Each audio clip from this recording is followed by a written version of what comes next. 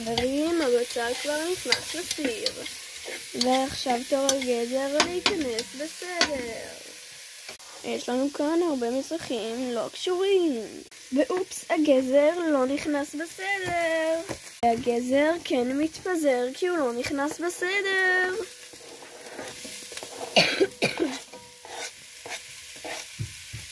התפוחי האדמה יצאו מהאדמה ונכנסו לתוך הסיר. מה? עכשיו לבישול ארוך כמו מערוך. וכמובן שמוסיפים את הדלעת הכתומה היפה של כל המנגינה. אחרי שהוספנו את הדלעת היפה, אז תור השר הירוקה. תור המנגולד להיחתך, תך. אחרי שגמרנו לחתוך את המנגולד, מכניסים אותו אחרי הבטטה היפה.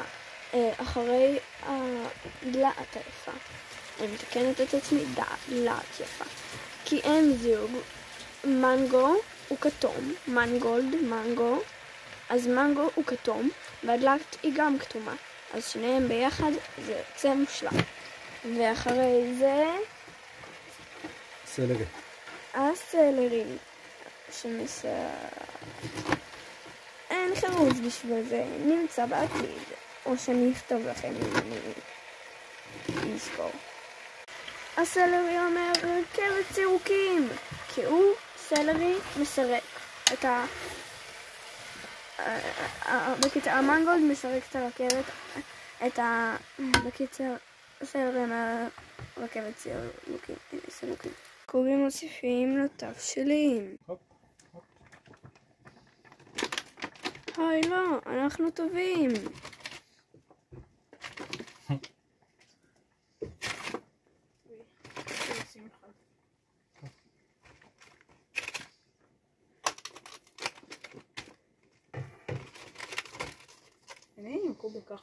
והנה הכלים ריקים.